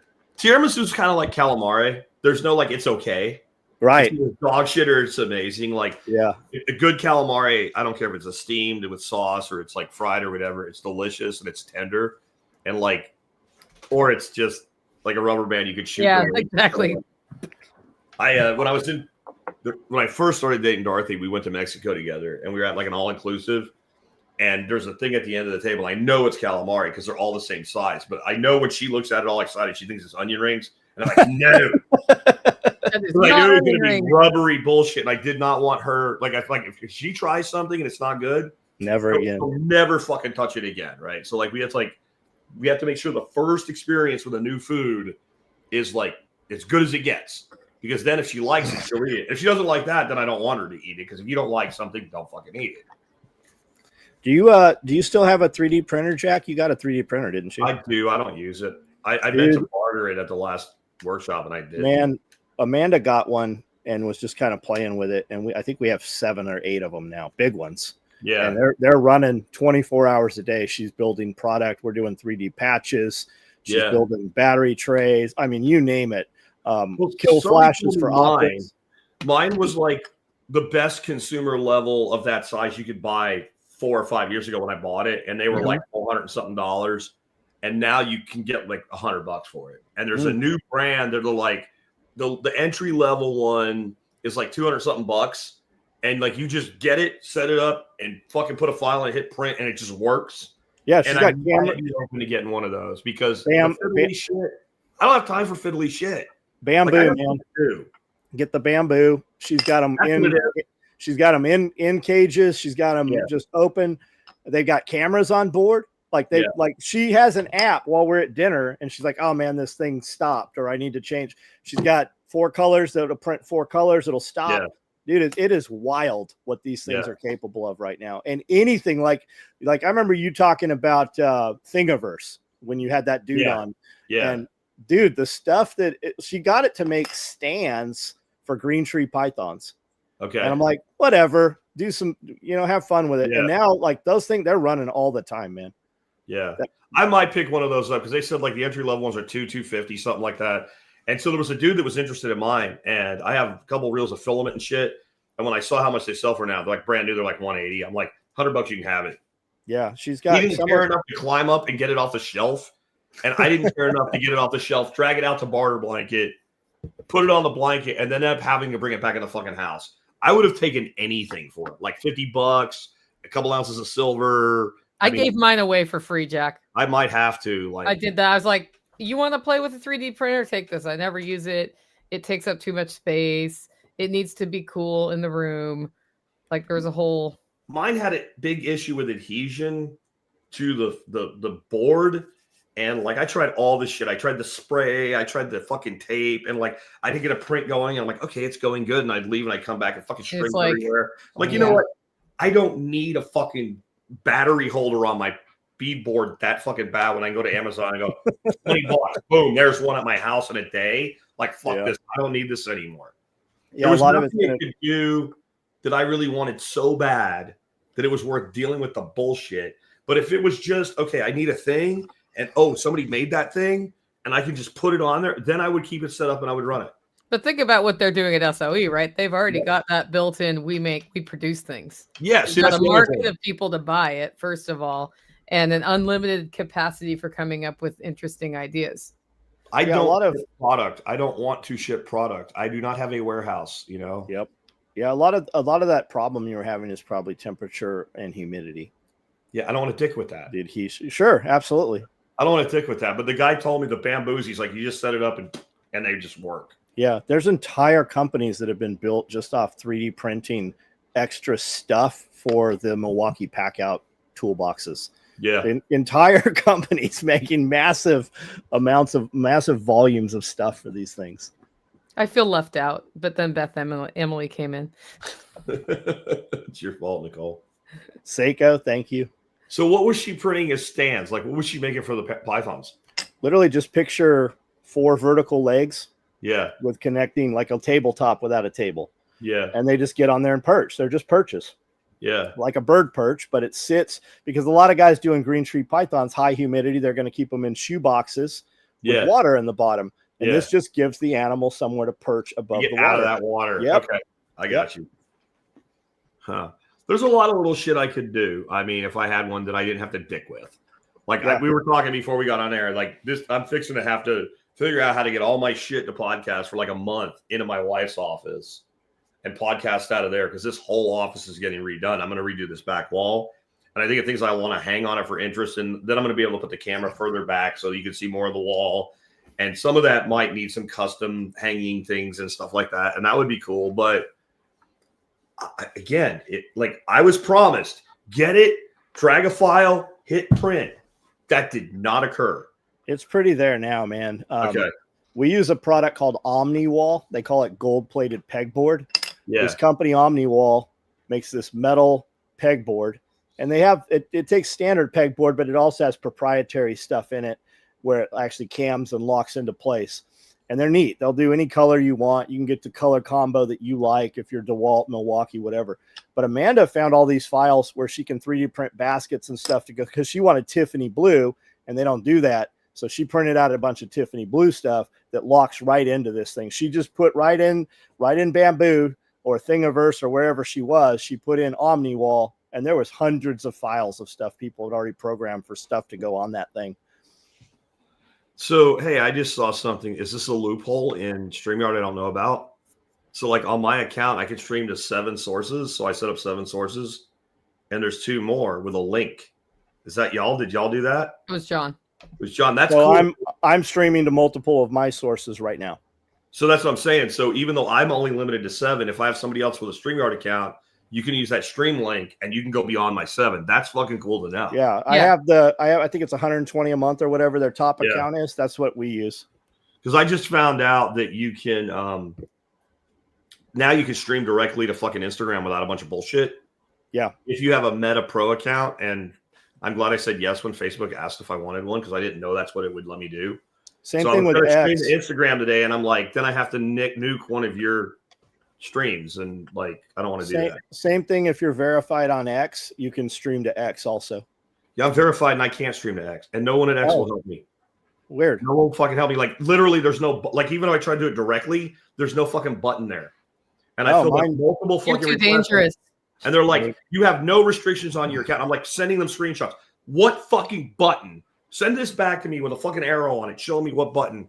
Oh, you're fine. You can stream anytime you want. Yeah, that whole X being free when Elon Musk took over, that all seems to be over with now. Oh, it's gone. Like I would tell you that right now there's more free speech on Facebook than X, which is fucking crazy. Isn't that weird? That's fucking weird as shit. I did just get I got slapped by Facebook. I found one of like the transgender retards and like a huge fat dude, and I made a meme and it said a condom could have prevented this, and they took it down because it targets a specific group of people. Did you see the tranny politician, the dude pretending to be a girl, big greasy forehead, kind of balding? Yeah, got arrested for kiddie stuff. He was asking that they had taken some pictures, I believe, took some pictures of a very young child, and then was sharing that, and this dude got hemmed up in that. What a surprise. Yeah. What a surprise, you know. Imagine that. What else we got today, guys? I don't know what's going on. The government's back, maybe. I don't know. Not yet. A couple more days. They'll Was it 48 more hours because of Rand? Oh, we got Ukraine. Big news out of Ukraine. What is that? There's some town that's been holding out against the Russian aggression for however long, and there's like 100,000 Ukraine troops there. It's now completely fucking surrounded. So Ukraine is on the edge of total complete collapse. They had over 23,000 desertions last month. And so Germany's like talking about drafting people and shit because obviously Putin's going to take all of Europe now. Did you see the German general talking about the conscription and the draft, how they're only drafting the cream of the crop, right? Yeah. Because all the migrants they've let in are not smart enough or fit enough to fight. Yeah. So who are we going to draft? We're going to draft the strongest and the smartest amongst us. And who does that leave? The people that we've let, the enemy inside the wall, who will vote for the nonsense that got us where we are now. Yeah. When you talk about, people always talk about what fighting in the United States would look like. If you want to see what that will really look like, there's some incredible graphic footage coming out of Ukraine from both sides, whether it be from Russia or from Ukrainian side. There are some accounts out there showing some just insane combat footage, and it seems to be like very within minutes of it actually happening, a lot of it. And we did it. We totally caused it. Yep. It's our fault. I say we, I mean the United States government. We did it more than the EU. We did this. We are the guy that, like, you know, those 2 kids were going to fight in school, and you knew the one guy was going to get the shit beat out of him, but he could hold his own long enough to make the fight interesting. And you're like, man, you can take him. You can take him. That's what we did with Zelensky. We got you, man. We got you. And you can give them all the weapons and all the money you want. When you run out of fucking people, I mean, they have completely destroyed. And you say, I said, I put that line up there, a whole generation. This is from Dropkick Murphys, or actually, there was another group that did it, but they covered it. the green fields of France, and there's a line in it, and a whole generation was butchered and damned. It's about World War One. This is like 3 generations because they're drafting people from 25 up to almost fucking 70. Imagine, John, you or I, at this stage in our life, being drafted into a hot kinetic war. Like, I don't think that's ever been done in modern history. So when you see the footage of the trench warfare, what you have is you've got a younger dude that's typically running the gun. Yeah. And he hands the empty gun back to an older man that's in one of the boxes, the offshoots. And he's those guys are basically loading ammunition. Those are weapons bearers, a lot of them, but they are in the fight. Like they are out of people. Yeah. Yeah. I mean, like the fucking Ukraine-Russia conflict right now is like World War I with drones. Yep. That's the best way I can describe it. Is World War I with drones. Instead of like these little tiny trenches, which they have forward trenches from the tiny trenches that are like giant fucking swales. They take these fucking machines that look like Elon's boring machine, but they only go halfway in the ground. And what they are for, so armor can't cross. Like armor will get stuck, and when it gets stuck, you just fucking nail the shit out of it. It is one of the most horrific wars in modern history. The only thing that makes it not like a World War II or a World War I level horror is the scale. Like if it was at the scale of either of those, it would dwarf them. Like they're cutting miles of trenches every day. They're cutting miles of that trench. The upshot of this, though, is once that falls, and like those 100,000 troops are going to surrender. They're just going to fucking surrender. There's nowhere for them to go. They can't get any supplies. There's no way to unass that Russian offensive. Then Ukraine's going to fall. Did I just see that Zelensky bought one of the largest pieces of ranch land in the United States? You know why? Because he's fixing to fucking Adolf himself out of the fucking country. That's well, absolutely. I mean, he owns a big, massive property in Florida, and I think there's one in Texas, and there's a third one that he holds in the United States. But I seem to recall in the last couple of days, the largest or one of the largest connected pieces of ranch land in the United States that he just bought. Yeah, he's going to be here. I would say maybe not by Christmas. Well, he's here all the time. No, I mean permanently. Like he has a United States Secret Service detail while he's here. Does for himself. When this war ends, if he doesn't get out of there, he will hang from a light post. Absolutely. He's probably not even there. Like if they ran elections right now in Ukraine, he would get like 3% of the vote. They try to make him like this big hero, and his people love him. Why do you think they suspended elections? Oh, because it's wartime. We had fucking multiple elections in wartime in the United States. We never shut down elections because we were at war. Not once. Not one fucking time. You can have an election during wartime. And they paint this picture. And I've talked to people that don't know anything. And they literally feel like bombs are falling every day in Kyiv or something. Fucking people are partying in Kyiv. Yeah, there's still luxury cars. Fucking land at the edge. Just be like, like if you were in Texas and Texas was Ukraine, like it's like a war on the fucking border with fucking New Mexico. Dallas wouldn't give a fuck. You wouldn't even... every once in a while, a fucking missile comes in or something, but they got the ADA set up there that we gave them, so they're knocking shit down. And they haven't tried. If they fucking tried to level Kyiv, it would take a week. There wouldn't be a building. It would look like Gaza. Yeah, the rich kids are still in the nightclubs. There's still Ferraris and Lamborghinis running around there. It's not the politicians' kids are exempt from all that shit. Sounds a lot like Vietnam. Wonder how Zelensky could afford it. Yep. That's a big mystery, actually. Yeah, obviously when your country's at war, every bit of your resource goes into that war, doesn't it? Could you think about how much money we've given Ukraine, just Ukraine, of all the foreign aid? Fuck it, just Ukraine since this shit started. If you were to take that earlier conversation about the asylums being abusive and all, we could have completely rebuilt that system in a way that would have sustained itself for fucking 50 years. Like putting that money into like a trust fund that kicked out income to fund it. And we could have put in like something to deal with all these people, the homelessness, the craziness, the drug addiction, and like actually help people. I'm not for government doing that, but I would rather that happen with the money they steal from me than blowing up children in another country. Like if I have to pick, and it's my only two choices. Yeah, let's clean up our country. Like fucking Gavin Newsom when what's his name, G came here. Remember when you were a kid and your parents told you had to clean your room and you just shoved all your fucking shit under your bed and made your bed with a long front so you couldn't see under the bed and shoved everything in a closet? That's what Newsom did with the homeless camps. Like, where'd they go? They just went outside of where G would be. And as soon as he left, they just let him back in. there's still a lot of people saying that those people never reappeared. Yeah, there's a lot of people that say a lot of things. Go to San Francisco. You'll maybe they went on ships. Maybe they went to China. Okay, that's a solution. Put them in the camps there. China has no problem with camps. No, not at all. Nope. The quickest way to go to a camp in China is complain about a camp. Complain about anything. Yep, you go to the camp. But you don't get why communism and socialism are good, Jack. Oh, I understand. That's not real communism or socialism. I just watched. Real communism hasn't ever been tried.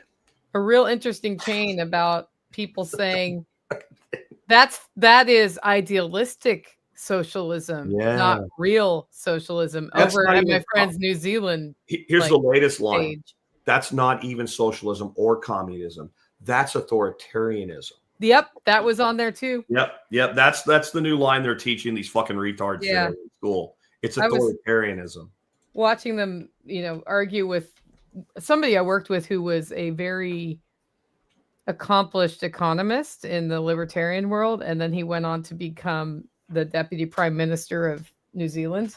They're arguing with him because he's posting, on this day, the Berlin Wall fell. You still don't think people want to get out of socialism and, fleeing towards capitalism. And like, that wasn't capitalism, bro. And I'm like, oh. There is only one country that people flee to China from, and it's North Korea. That's the only country in the world that people flee to China from because of their condition in life. But even China immediately rounds them up and puts them into camps. Yep. There's a bunch of those people talking about how their relatives had fled to China, and there's a bunch of interviews about how they got organ harvested. They put them immediately into sex camps or into organ camps or work camps. And even when you're in a work camp, they still immediately, the first thing they do is type match you for organ tissue donation. Now there's enough, like China's a big country. And so that's the people that just like fucking haul ass across the Yellow River when it freezes and think it's freedom. But if you are tied into like a network, and there are whole networks that get you out of China because they know if they keep you in China, that's going to happen to you. So China is actually a route to South Korea. That's how that's actually working now. And it's not the majority that do it, but there is like, if you're tied in, but the way they keep you there, right, is you don't care about your family, you don't have a family, or your whole family gets out. Because if you get out and they find out you got out, they just like lay waste to your fucking family. That's what the rich people that come out of China and come to the United States, they always have they're not allowed to travel with their family because the family is still held. That's what they use as leverage to get them to return to China. Yep, that's how they do that. They get your travel visa, but you're going to come back because, we got your mom, we got your dad, we got your brother, we got your kids. Gee, I wonder if the USSR ever did that. Yeah. But China has industrialized it on a level that is way more sophisticated. Like, and Russia USSR really didn't do that for everybody. It was more like key people they like the big Olympic folks. Like if I ran away, they'd be like, fuck it, who cares? Fuck him. But the Olympians and shit like that, they didn't want that happening. Or if you knew things, then you can't go. Or if you're a chess master, those guys, that was fucked up how valued they were by Russia or USSR, like the chess masters. They were, or ballerinas. Dude, and I don't know what it is about Russia that produces these chess fucking guys. Like, also ballerinas. Ballerinas, yeah. But you could be like a badass, like high-rated chess master and go get your ass beat in a park in Moscow. I'll use some random fucking... I'm serious. Like, it's like a fucking full culture there. I guess they're bored. They can drink vodka, play chess. That's, There's also a value on deep thinking in that country that is built into the culture. If you look at what they produce, like from a philosophical standpoint. Yeah. It's not like, oh, you're a nerd, you're an asshole. It's like, oh. Yeah, like you actually tell me more. You value smart people, right? Yeah. You get more. Because part of being smart is aspiring to being smart. Yeah. Not self-censoring. That's a good way to stay stupid is self-censorship. We're almost at 2 hours. I think it's time. Okay, let's do this. Let's start with Jack today. Well, folks, if you don't know who I am Jack Spirko, host of the Survival Podcast. Today's episode on my show, I think it's 3575 or 76, something like that. A fucking bunch. So we've covered pretty much everything in the wheelhouses we're in today. Self-sufficiency, self-reliance, independence, liberty, politics, aquaponics, farming, all of it. Just go to the survivalpodcast.com, use the search box, and you'll find something to interest you, I promise you. John. Special Operations Equipment is the name of my company. I am broadcasting right now from that YouTube page. I do a live almost every night at 9 o'clock. Jump on there. We can talk and discuss anything you want. On my YouTube channel, there are some 7,000 videos. There's multiple different video categories, so you can check that out. I'm on Instagram, Facebook. I'm active on all of those. I've also got a TikTok where we post some of the content from a couple of our podcasts there. So check us out if you want to get a hold of me. What I really do is build nylon tactical gear, and you can see that at soetacticalgear.com. And we put a different shirt out every week also. It's Defund Politicians Day because of the shutdown for me. I have fun choosing my snarky SOE shirt of the day. I'm Nicole Sauce from Living Free in Tennessee, where we've really refined our focus to regenerative food production and connecting people with that. So if you want to come to the Saturday farm to table dinner in the Holler Homestead, you are shit out of luck because it's sold out. But you might want to get on my email list at livingfreeintennessee.com or check out a podcast episode or two to find out when we're doing that again, because we're doing true connection. So everything we can source locally, we have, including the turmeric this time.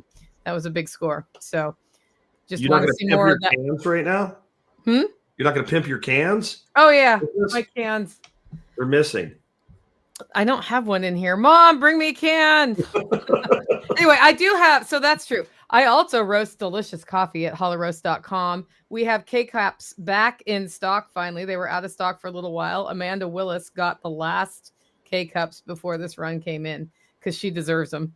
And we have come out with a new way to you can get a free upgrade till the end of the year with this beautiful retro coffee can. This one's branded for Christmas because it's going into a Christmas market in Murfreesboro. But we put the coffee roasted to order in there and seal it. And we are now testing how long it really does stay tasting fresh, according to me. And I'm pickier than other people, but it is delicious. I had a lot of time sourcing beans carefully. We just had $10,000 in beans arrive yesterday in the snow.